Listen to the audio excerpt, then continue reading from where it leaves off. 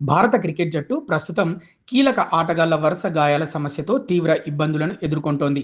బుమ్రా, హర్షిత్ రాణాల వంటి ప్రధాన ఆటగాళ్లు పునరావాసం పూర్తి చేసుకుని జట్టులోకి వచ్చాక మళ్లీ గాయపడటంతో బీసీసీఐకి చెందిన సెంటర్ ఆఫ్ ఎక్సలెన్స్ సిఓఈ పనితీరుపై తీవ్ర విమర్శలు వ్యక్తమవుతున్నాయి. ఫిట్నెస్ పరీక్షల ప్రమాణాలు, స్పోర్ట్స్ సైన్స్ టీం పనితీరు, జాతీయ సెలెక్టర్ల మధ్య సమన్వయ లోపంపై ప్రశ్నలు వెల్లువెత్తుతున్నాయి. ఈ నేపథ్యంలో బీసీసీఐ సెక్రటరీ దేవ్జిత్ సైకియా బెంగళూరులోని సెంటర్ ఆఫ్ ఎక్సలెన్స్లో వివిఎస్ లక్ష్మణ్ను కలిసి ఆటగాళ్లు కోలుకునే ప్రక్రియను సమీక్షించారు. ఈ విమర్శలపై centre of excellence cricket head VVS Laxman స్పందిస్తూ విమర్శలను తిరస్కరించారు.